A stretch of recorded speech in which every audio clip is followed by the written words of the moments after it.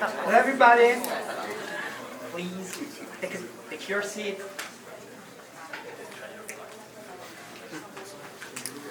Good evening everybody, thank you for joining us during this event.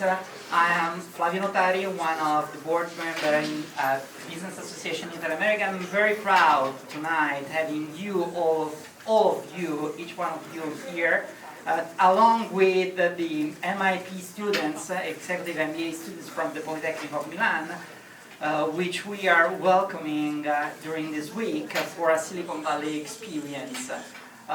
Before saying anything else, I would like to introduce Professor Stefano Maestretti, which is the coordinator of this Silicon Valley experience on behalf of the Polytechnic.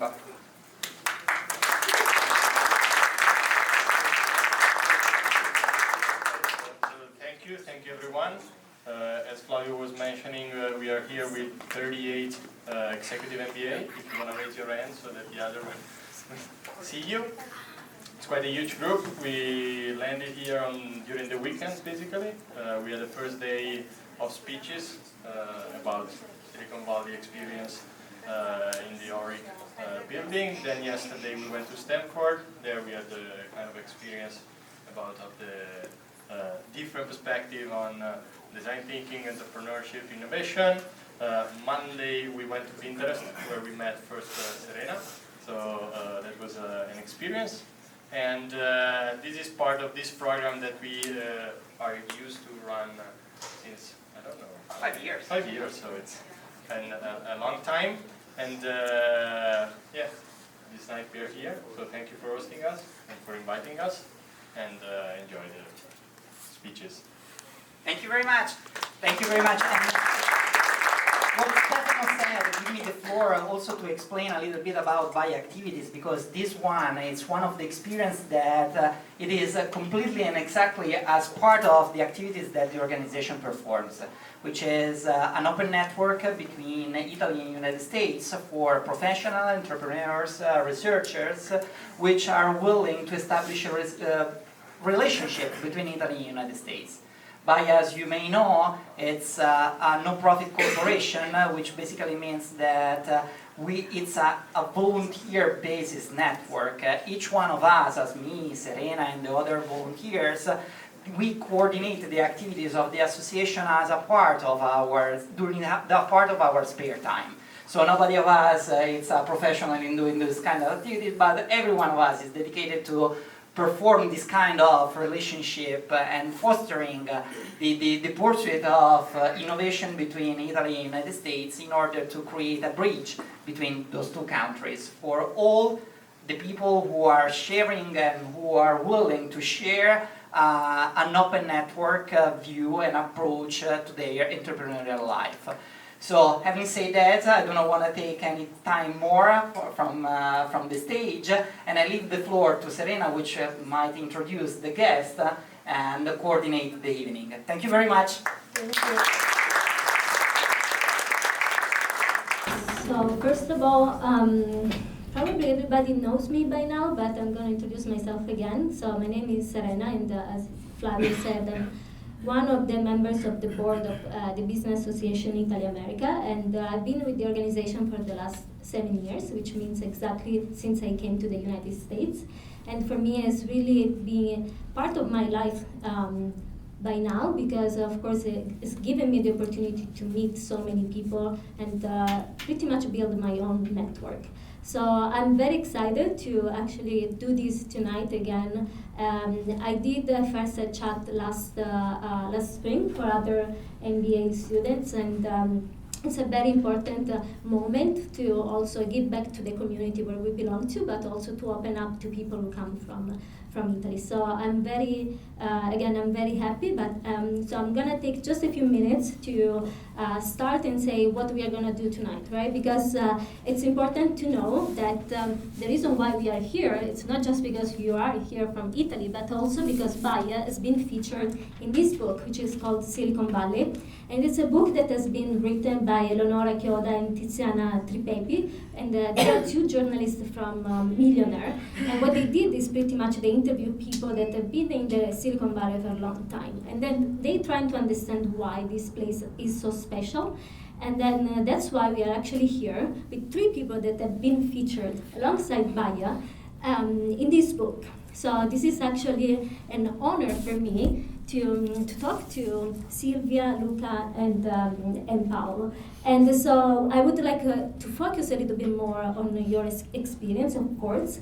And and I would like to pretty much point out 2 things: the why this place is so special, and also the how this place has become special and why it's so special to people. So my first question is actually the introduction of the 3 of you. And what I'm gonna do is I'm gonna actually read out loud your bios. Have you ever done that yourself? So I'm gonna start with Silvia. So Silvia Veronese is a senior VP of Customer Success and Business Strategy at Thales. She's a former VP of Customer Success and Business Strategy at HP and previous Director of Product Management at HP. A degree in mathematics from Università di Pavia and MBA from the University of Utah. Plus, she has 25 plus years of experience in all things software, from startups to large enterprise. So she has been building products and teams from nothing while solving complex technical and business problems. So my question for you is actually, what shaped who you are and what you do today? And it's not written in this bio because I'm sure there is much more we can learn from you. Sure. Thank you. Can you hear me? Yes. Okay. It's clearly always very difficult to write a resume and try to represent all facets of your personality. And I think one of the things that really you put in a resume, rightly so, is your achievements. You're looking for things that differentiate yourself from the others. But in order to get to achievements, there are failures. And those are the important things that teach you something. I'm a very strong believer that making mistakes and then learning from your mistakes is what promotes you and what moves you forward. And that's perhaps something that doesn't come out in my biography. The other part is truly the personality, the person I am. I am a person that has many interests. I talk to any of my friends, and you'll see that I try everything. I start a lot of things. I cannot say I finish all of them, but I'm really, I throw myself in a lot of situations just because I'm curious. I'm a curious personality. Thank you. Actually, talking about curious, I think Lucas put something in his bio, talking about curiosity. So, Luca Prasso is a reverse archaeologist. The A and the R are actually capital letters at Google, has designed mobile experiences for a curious generation. He has also explored the boundaries of VR storytelling, and for the past 30 years, he has been creating digital images, writing code, exploring and designing new creative tools. At DreamWorks, he supervised award-winning movies like Shrek. And in 2012, he co-founded Curious Hut, where he creates innovative experiences for children taking advantage of the latest mobile technologies. So I'm glad that we have a child tonight in the audience, but I'm gonna leave this to you. Thank you very much for coming. I think I'm just gonna repeat the same thing because it's like the things that is not listed there is that I'm changing, I'm still changing, I'm still learning, failing and learning constantly. And I don't see an end to it. I shouldn't see an end to it. And I'm still curious. I'm living in, trying to find new things that will attract me and push me into territories that I don't know.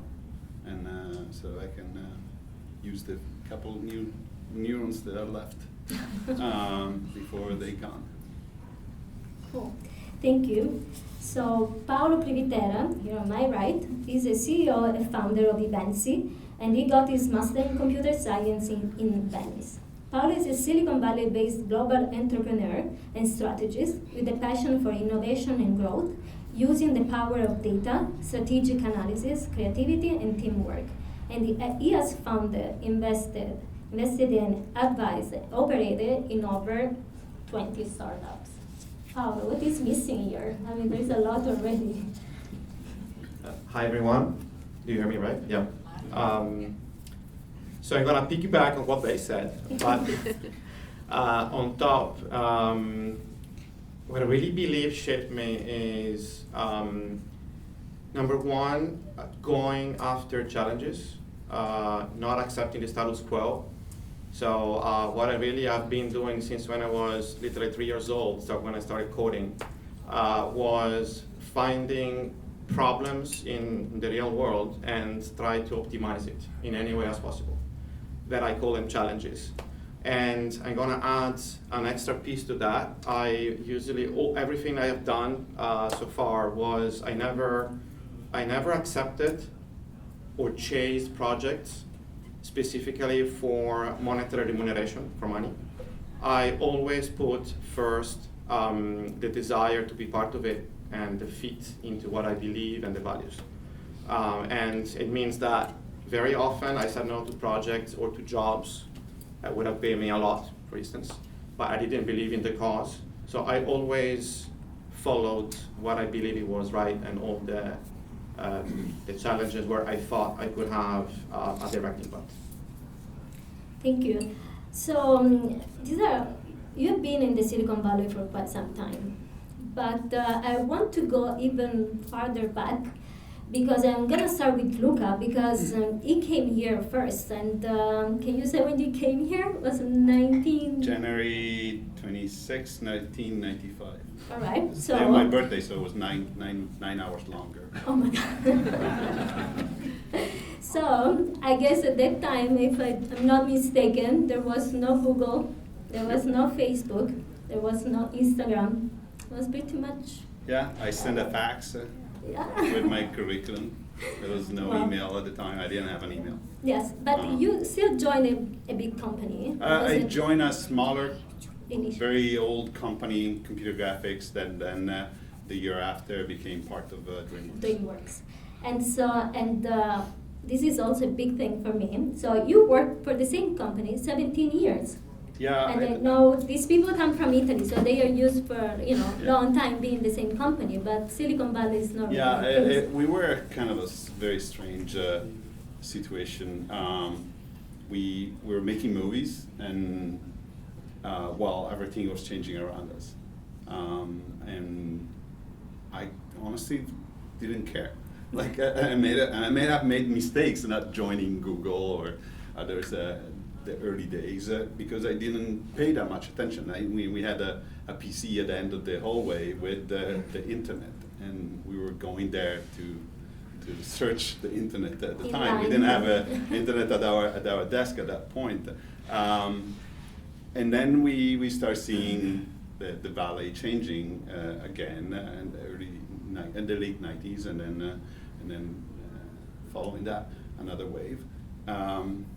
But we're just doing something else, and then only recently, only in the last 5 years, you see a lot of my generation that started redirecting their site to different things. So a lot of my colleagues from feature film effects are now in Google, Facebook, and Apple, or in startups doing stuff. So I'm curious to know why, in your experience, how did Silicon Valley change while, how this company came up little by little? And since again, you've been here so long. So did you feel the change? Or is it was something that was not affected you? I think we felt the change in so many ways, from the traffic of the 90s, the first pre.com crash, to the the impossibility to find an apartment to live, and we didn't have much job problems because the feature film effects industry in San Francisco was healthy in the late 90s. It got worse a few years ago, the last 10 years. And so we were like, observing. We're benefiting a little bit from these services, but not much because our industry was very, very small and so we just observe the world changing around us more than. And then Silvia came, and then everything changed again. No. So Silvia, you came actually in 2000. Yes. But it wasn't your first stop in the United States because you actually joined IBM in New York first. Correct. And then you sold your startup. You're going to explain this. And then you keep saying that you need to have an impact with what you do in order to be successful. So can you actually tell us a little bit more from New York and how you transition into San Francisco and the Silicon Valley, and how this kind of impact that you want to make around you is actually happening? So I effectively hopped from Italy to a couple of places in Europe. And then I found myself with 2 job offers from the same company, IBM, one for IBM Milano and one for IBM New York as a postdoc. And the one in Milano was a full-time position. The one in New York was a 2 years because as a postdoc you only have you go year by year. And literally I said, why not? I'd never been to the United States. My English was, scholastic English. I probably knew English literature better than 99% of the Americans, but I couldn't understand when people were talking to me. I was used to the British accent, but not to the American accent. And so New York was my first stop. Where I worked there for a few years, and then I got a position at the university actually as a professor of mathematics, and I was fortunate enough to always work in an environment that was very international, very open, and I think that's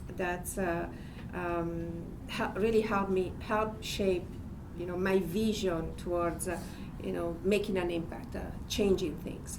Because I have always worked with people that wanted to make a difference. They were working really hard, but they were working for a purpose. Working at the university, I was working on project related to biomedical engineering. So the impact on people was fairly direct. I still remember the time when I was writing grants to NSF, NIH, National Institute of Health, and I would always start my essay, my explanation by saying there are so many people that are affected by cardiac diseases, sudden cardiac health, and our program is plans to develop a mathematical model of the electrical activity of the heart, and that makes you feel good because you're doing something for the others. And then in 2000, I decided to come to the here to the Bay Area, where so it's been almost 20 years, and time goes by. You don't get any younger, and I think you get less selfish. You're looking to do something for the others, because you get to a point in your life where you say, okay, money is important. Let's not kid ourselves. We always look for a little bit of money. But working for yourself, working for something that doesn't have an end, it's not satisfactory. So you're looking to change a system. You're looking to change people around you. You're looking to change technology. And that's what really, that's what we try to do. Yeah. So actually, Paolo, this is a perfect jump into Paolo's stories, because when you launched your company, it was pretty much because you decided to help somebody else. Somebody is actually in Italy, and then you say in the book that actually helping others is something that really is part of your success. Or actually, do you think this is part of your success, and it's as an entrepreneur and also as a person, from a personal perspective? There is a saying that says that pretty much the ultimate success is, the ultimate happiness is actually, okay, I got lost. There is a saying that says that helping others is the ultimate happiness.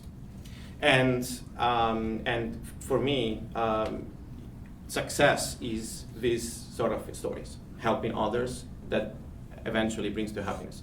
So the flow for me, since day one, all the projects, I always had the idea to have a tangible impact into the community, but and specifically through the company, for the projects, but also outside of the work environment.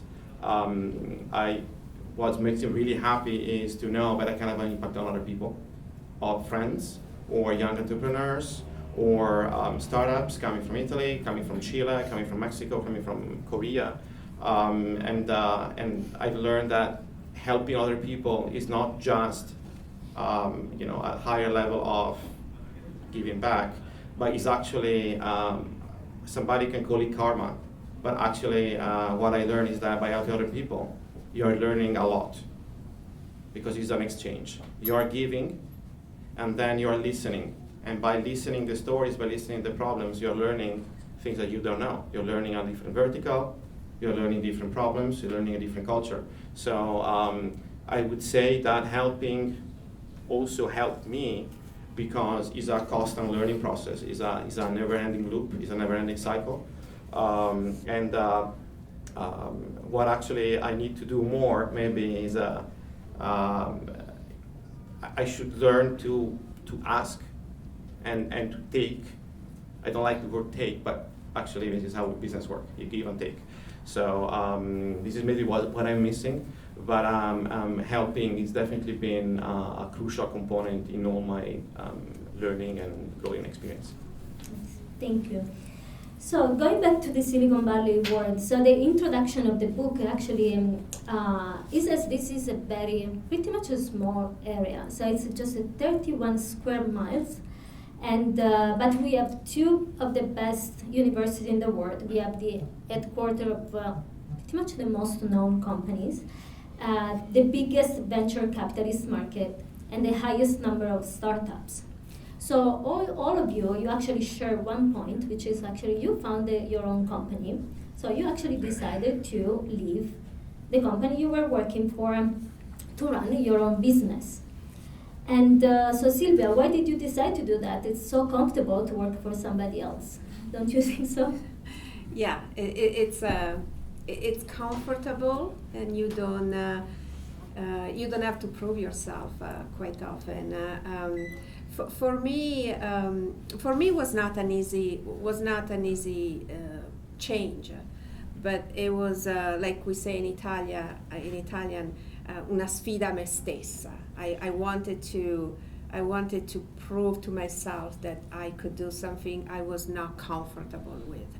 In the same way we say, oh, one day I will learn to fly a plane when you're absolute fear of flying.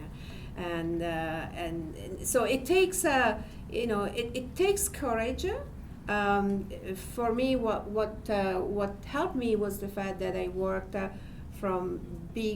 I went from a big company to a smaller and smaller, to a point where the last company I worked on before my own was literally in one small office.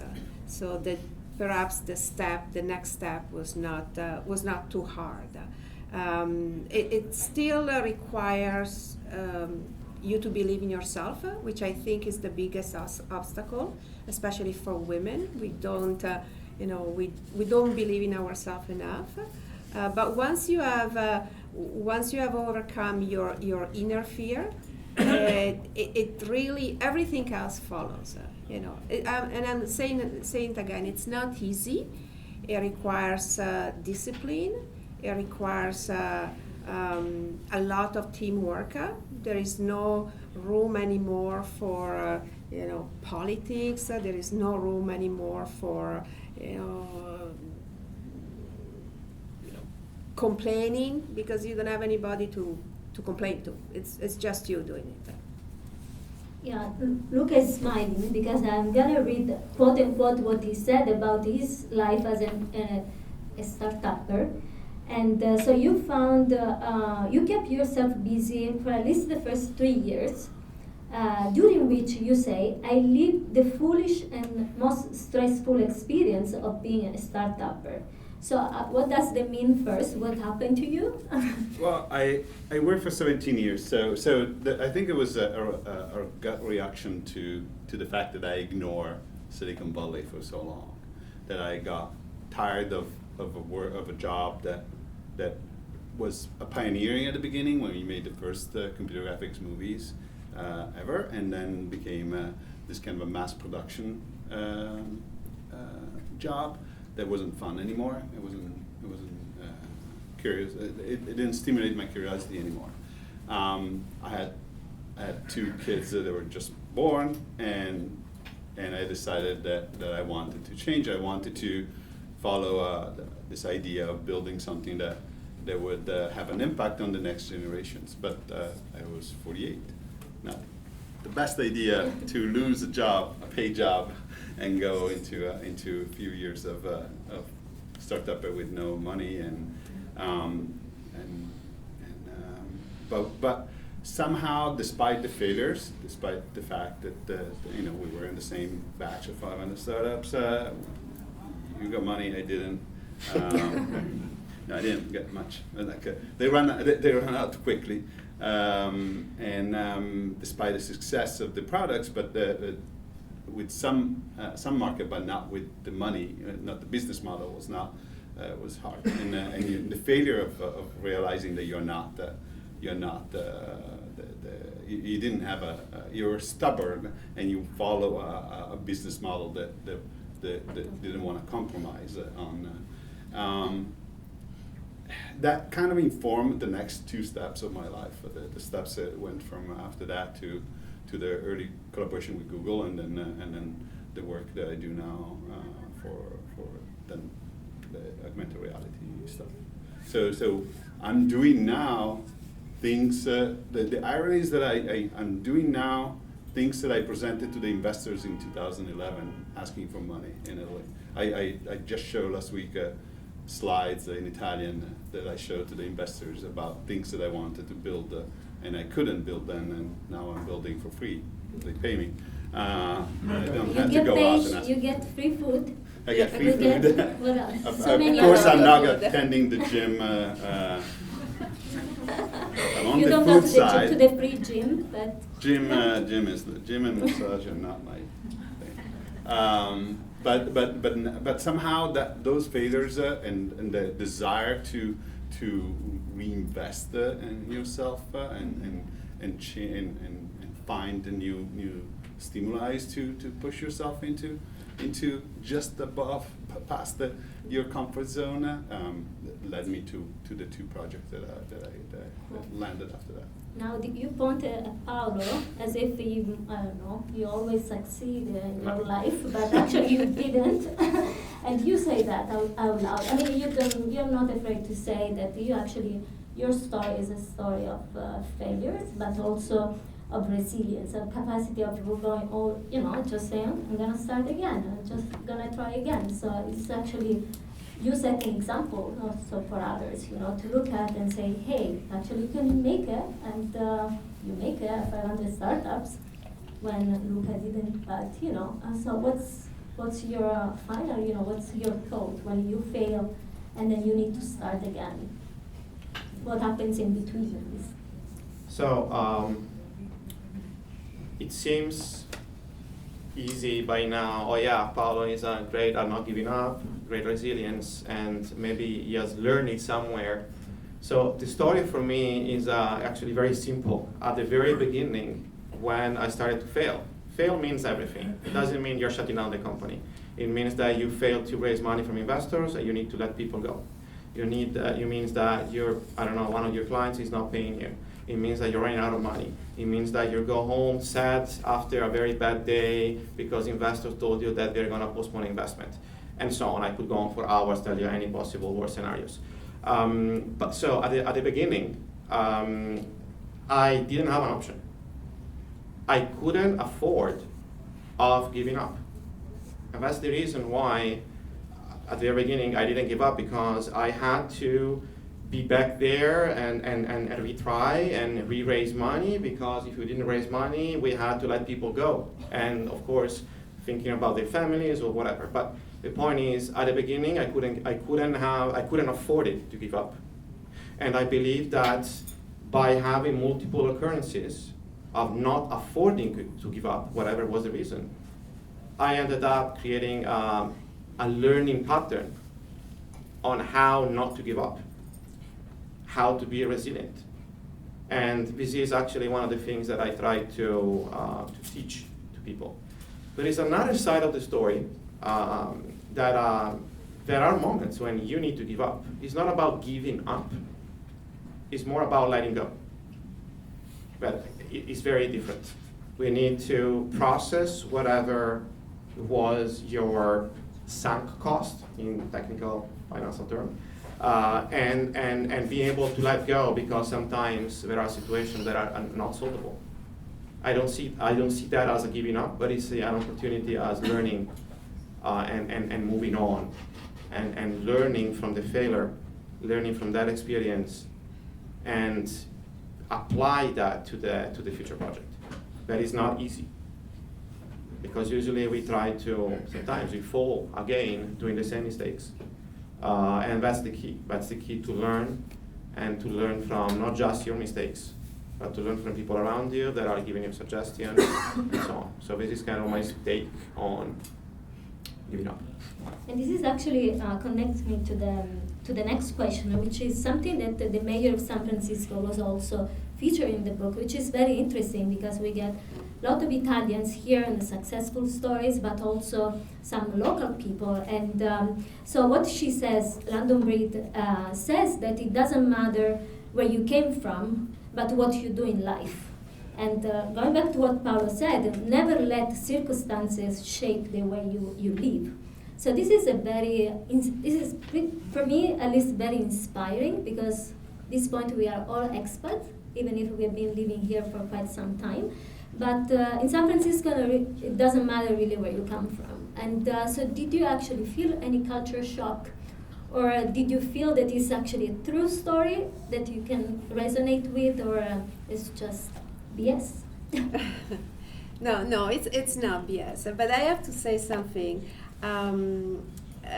As Italians, we are extremely fortunate, because when I open my mouth and people hear the accent, and I confess I'm from Italy, all of a sudden, what's the story I hear? Oh, I went to Tuscany, beautiful villa. Oh, the ice cream in Rome. So they instantly fall in love with you. So that's actually the good side of where you come from. Now, more on a professional basis, it's true. People, you're judged on what you do and what you change. You're not judged on the past. You probably have noticed that the way resumes are being written for the American market is different than in other countries. Certain information are not disclosed, such as the age. Sometimes it's also recommended not to put the year of graduation, because it's very easy to figure out, you graduated in 1999, therefore you were 18, and so on and so forth. So, there are, the system is designed in such a way, your past is your past. You now have, you're applying for a job, I'm giving you a chance. I believe in what you tell me verbally, but now you have to prove it. And so that is, that is the message that I see over and over. Yeah, and I think I got a few questions a few days ago when, they visited me. It's like I don't have this kind of background. That's like wow. Doesn't mean that you cannot apply for the job. You can still probably they might find something in your resume that that's what they actually need, even if it's not written in the job description. So this is so difficult for Italians to understand that there might be something beyond what is actually written. That's why my first question, right? Why this is a bio, but what's behind, this bio? Yes. So I think it's a very good point. Yeah, it's an extremely good point, and people look for, to use a overused word, look for diversity, not diversity of ethnicity, but look for something different. I mean, the reality is that nowadays, especially in the Silicon Valley, a lot of people have a bachelor degree, a lot of people have MBAs. So how do you differentiate across all these beautiful academic titles? And what we really look for is, is that spark that makes you different than others, and this is true in the in the work setting, but it's also true in college. You're probably very well aware how difficult it is to get into American universities. Berkeley, Stanford has an acceptance rate of 6-7%. Berkeley is around 10%. And everybody has passed their ACT or SAT, the test with top grades. So what they're looking for is they look for the whole individual, for somebody who has definitely a good good academic achievement, but it's also a person that has achieved something outside. Luca, Paolo, do you have any comments? I have a. Well, first of all, I'm the only one with a high school diploma here, so sorry. And I struggle the Silicon Valley because I'm still after all these years, after 35 years something, and working. I still don't know if I'm a bad engineer and a bad designer, and I'm somewhere in between the two. And I struggle when I left DreamWorks and I realized that I had to give up the startup and had to pay the bills. I struggled to convince the big companies that were like very vertical, so that you are neither of the two. And so I failed at interviews because either I was not able to write the code that an 18 years old engineer would have written because they studied the week before. And nor I had the design chops of a designer that comes out of a specific school. But then when you're able to put to show what you can do and you are put in a certain environment, then you can blossom. If you find a team that sustain you, that push you again just past the edge of where you can do, but they sustain you. They push you not because they want to see you fail, but they push you because they want to see you blossom and become an asset for the team and for the company. And I was blessed for all my life here to find these kind of teams and this kind of management around me. So despite the limitation, my personal shortcoming, I was able to do that. But compared to an engineer, compared to a designer, I think I had a worse rate of success in interviewing. And you're talking about 6% for Stanford, and Google is less than 2% chances of getting to the interview. So don't apply. No. I that's the point. Like I fear that I don't have another chance. I better stick. No, try and learn. Yeah, that's true. Paolo. So I believe you had it was a two-part question. One about the mayor San Francisco story, and it got too short. But I have my own vision. So to the first question, my vision is that I didn't choose where we were born. That's what we have, and that's our asset that we received when we were born. And of course, some people had it better than others, for sure. But it's our duty to life to to make the best out of whatever we received. And I do not agree with, I hear a lot of people, a lot of Italy, that they complain about their status, but actually they can definitely afford psychologically and financially to change, to do things differently. So I cannot accept hearing people, oh, yeah, but I'm stuck here. No, it's impossible. Like, people from third world are coming here. I have people now in, actually, funny to hear that I'm talking to recently graduated EMBA students. I just started my EMBA, my executive MBA at MIT 2 months ago, because I wanted to learn more, and what I learned through the bottom-up approach as an entrepreneur since I was 16 was not enough. And in my class, we have a guy from Nigeria. He has an amazing story. He literally was living in favelas in Nigeria. That is, if you look at the ranking, it's the worst country in the planet to build a company, to run a business, and to study. And he made it to where he is. Now he's studying at MIT, but it's our duty to life to challenge ourselves and to study. And to go back to the culture shock, my answer is, while I definitely agree with what you guys said, I also have a kind of a psychological, philosophical answer, that is, culture shock is actually the way you learn, because it forces you to get out from your comfort area and to learn whatever is the system you are jumping in. If it wasn't a culture shock, you would be staying in a different country, in another country like Italy, and follow the same patterns, same framework. I'm not saying that US is the best system where you can educate yourself, learn, and compete. I'm not saying that. I'm saying that culture shock is anywhere you go, and that's the fastest way. That's the accelerator to learn, because you're forced to get out from your area and to your comfort zone and really be out there and learn and finally see things from a different perspective. Thank you. So I actually have a last question, but before I go into this last question, I would invite everybody in this room to take a moment and to think of any possible additional question that we didn't touch base with. And so at least we can have a few questions that I didn't predict would have been asked.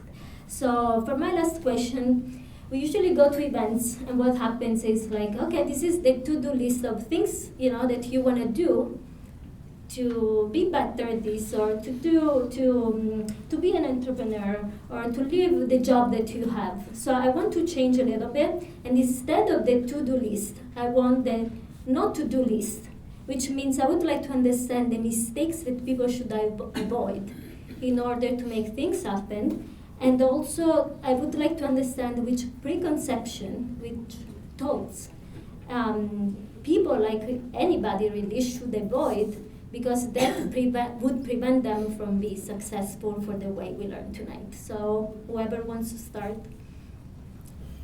I'm gonna beat the same drum, like to get out of your comfort zone, and. But this is a to-do.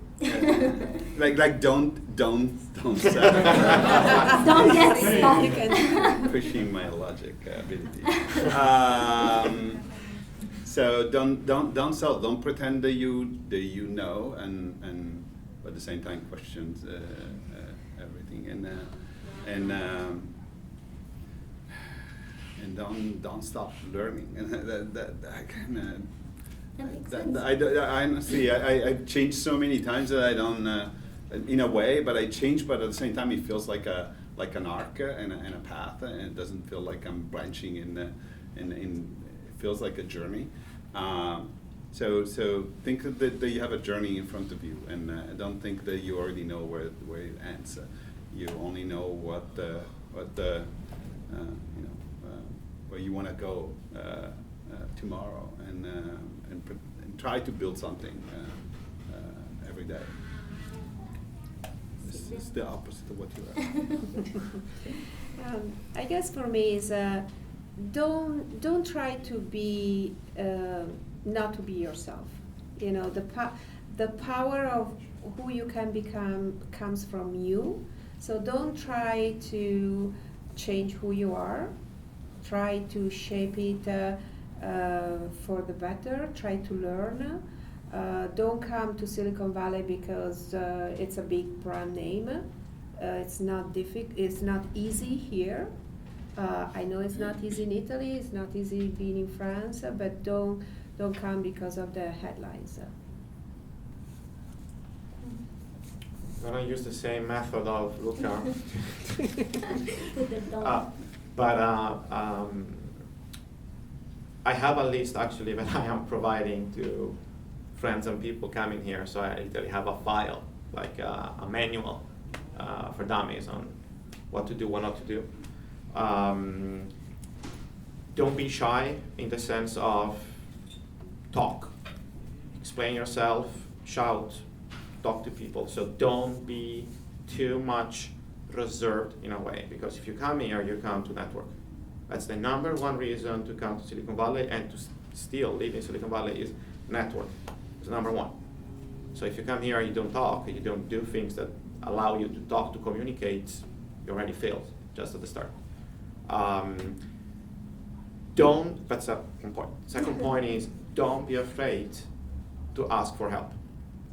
It kind of goes along with the first point, but it's different. Because in the way to ask for help, you need to, very often you feel uncomfortable because you're explaining your needs and technically you're more vulnerable.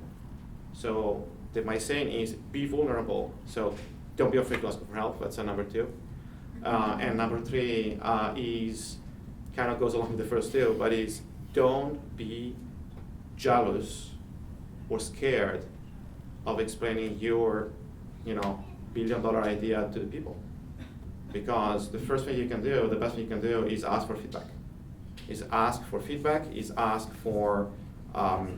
for a response to whatever you're trying to build here. So don't be jealous and don't ask for an NDA every time you go around and meet people.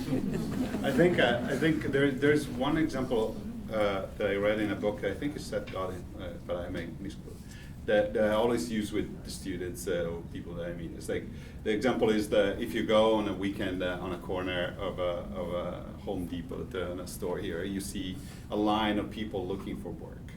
And then a truck comes in, a contractor, and they pick them up and they go.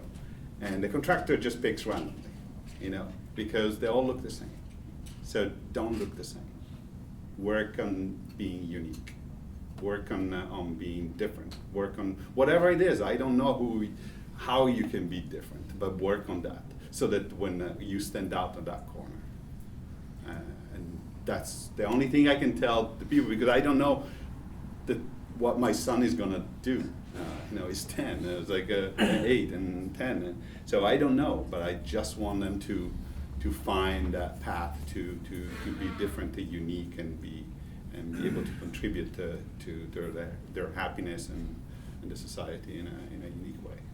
Thank you. All right, so any questions? So we probably need the mic. So actually one question.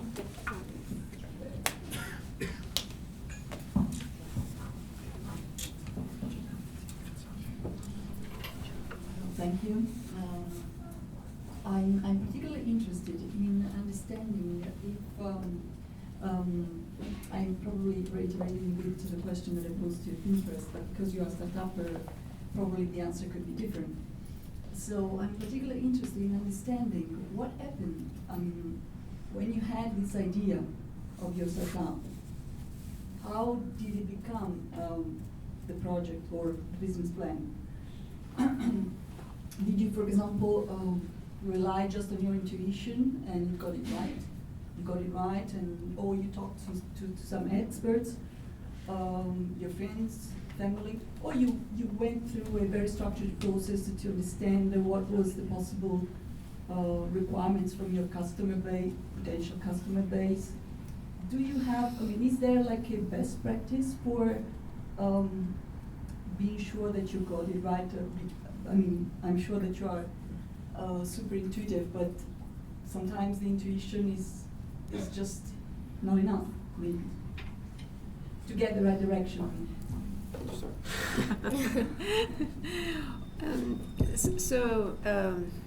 So how did I start?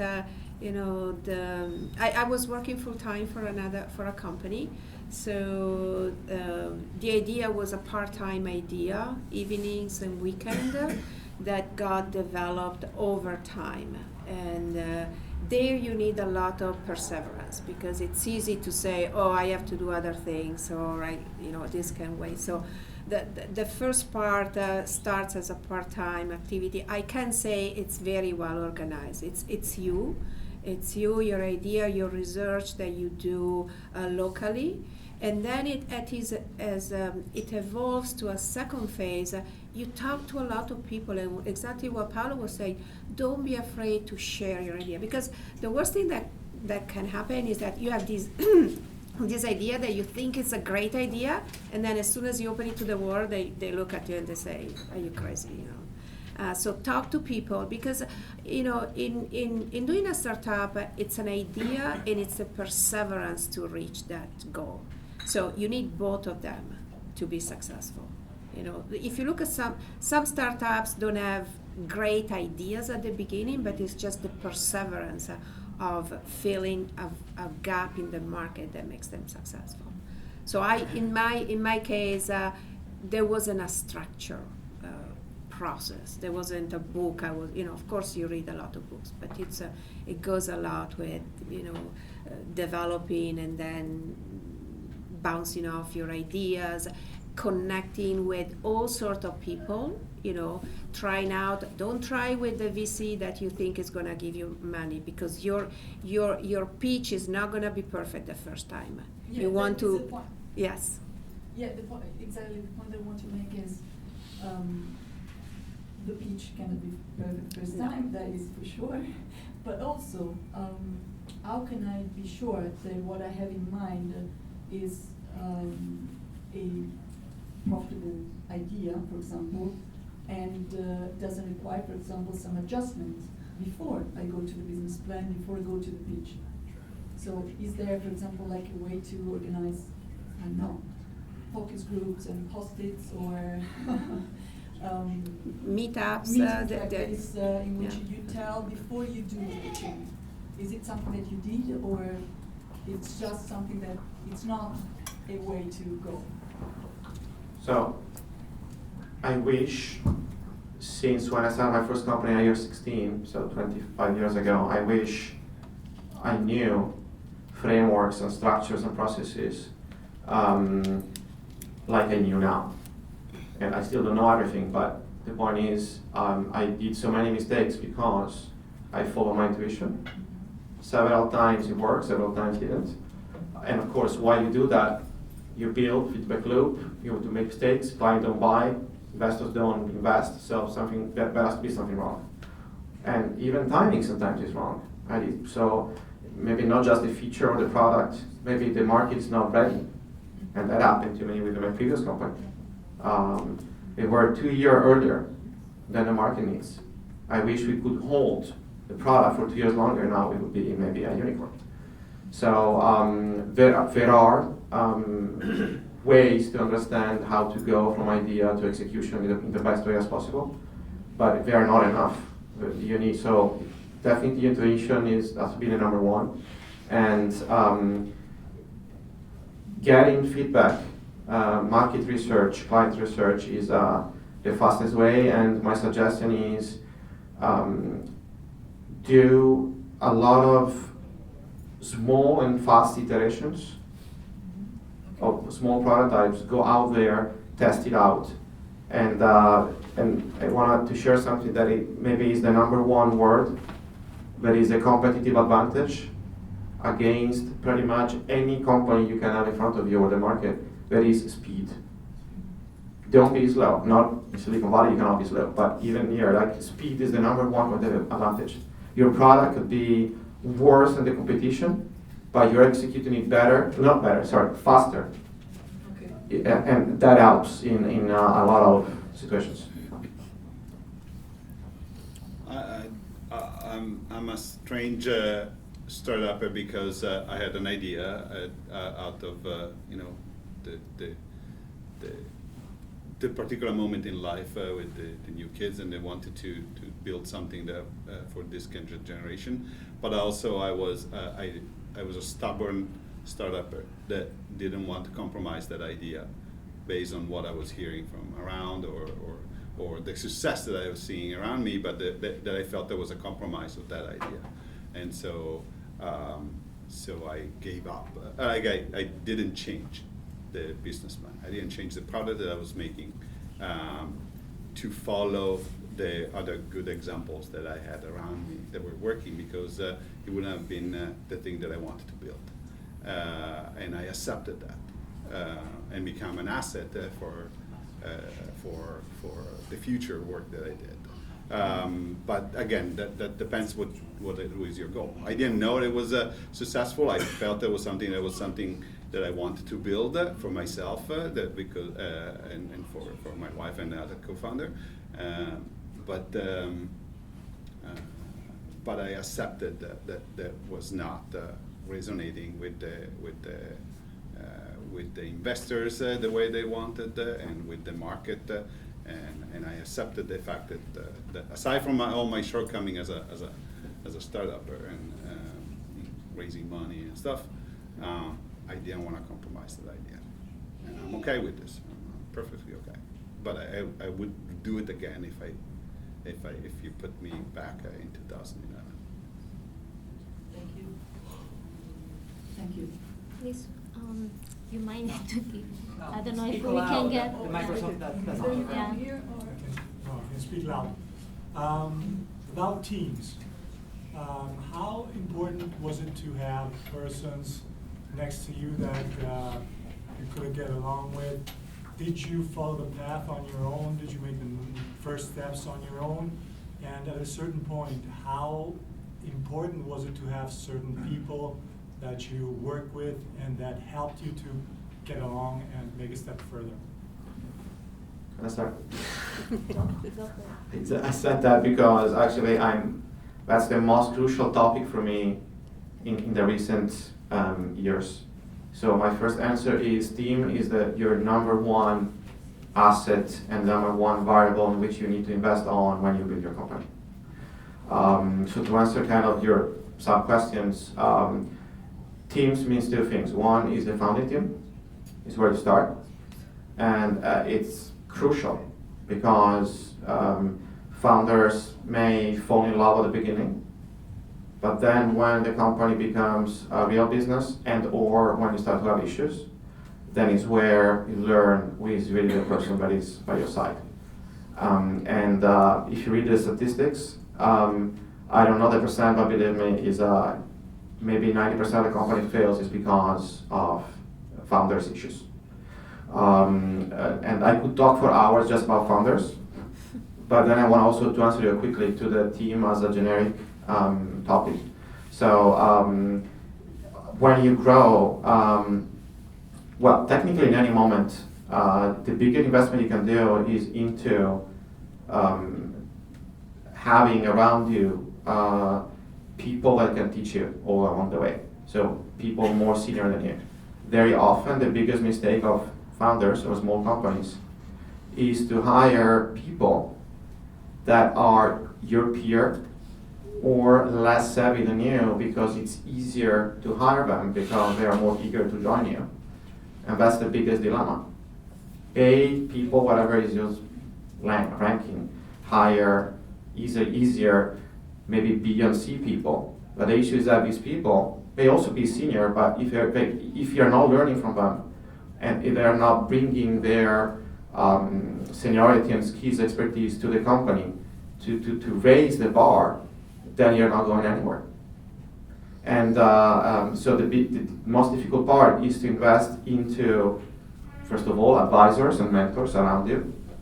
And number two, the first hires.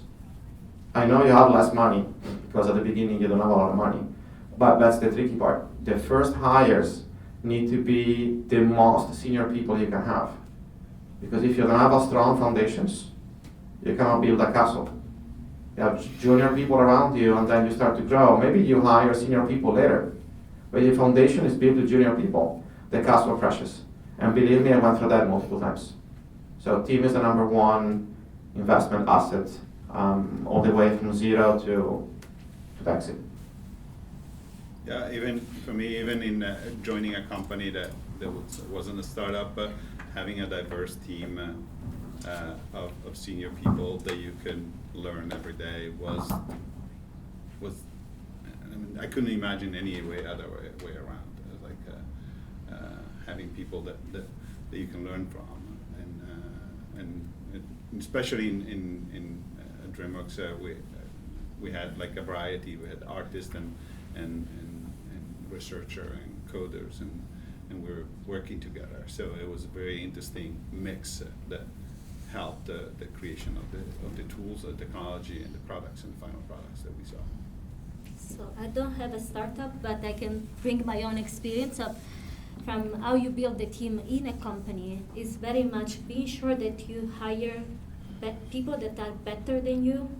Don't be afraid of bringing in people that even the same level, but they look, smarter probably than you, because you are going to learn from them.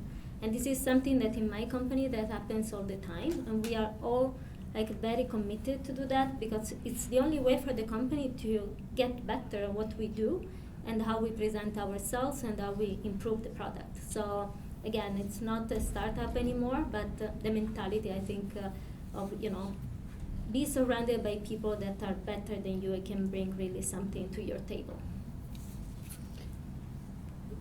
Yeah, I don't know what else could be said about teams, but I think everything that was said here is extremely true. I worked once with a CEO who told me, who said, I don't hire people for a job description. I hire good people, and then they will figure out where they land within the company. You just go for the best talent you can afford, and then they will create success for you. Don't try to look for the specific of a particular role. I think we have time for one more question, if there is any. I think the very back. Maybe you want to stand up? Sure. Yeah. Hi. I loved what you said, by the way, Paolo, about some of the soft skills that you don't learn in school. Being able to recruit. I think another skill that you don't learn in school, I don't care what school you go to, is learning to storytell, network. What are some of the other skills you think that are crucial? And I ask you, Paolo, I have history with you, I've known you for many years. We know the space, we both run companies. What are some of the other skills you think entrepreneurs who are coming outside just the valley, forget Italy or anywhere else, just outside the valley just don't get, but they come here and they recognize it's super important to have to ensure success? Thank you for the easy question. Hey, we're on the same path. You must know the answer. So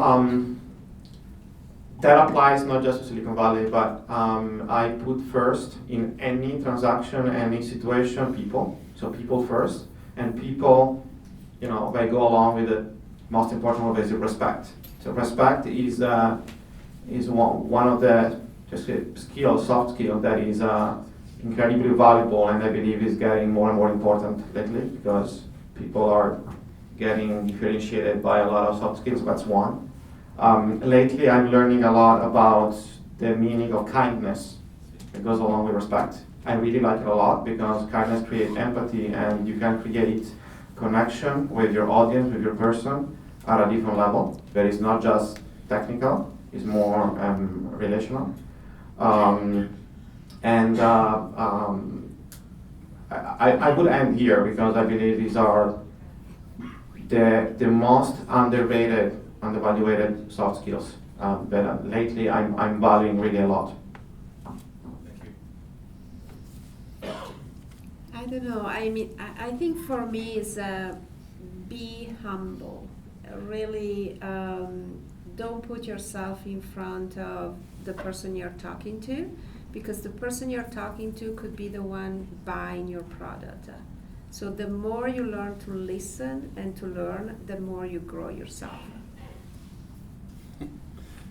I was going to say something like opposite. Okay. No, but I hire someone that disagree with you too. As an Italian, I always suffer the fact that I grew up arguing because in a conversation about something, because I want to defend my position, but I want you to convince me that I'm wrong, and I want the process being the most creative part of the interaction, and so I suffer the politically correct ballet because it felt like you're harassing the person and not trying to come up with some sort of mutual understanding and convincing of each other and I'm still struggling with that in But this you environment. can still be kind and argue. Absolutely, And argue. Okay. absolutely. But And be humble. being the voice that stimulates the different, the opposite point of view in a discussion in whatever meeting, and so that we see all the angles, we see all the users or whatever. I like it. Well, I think we are done. So thank you so much for joining us, and I would love to have a round of applause for them.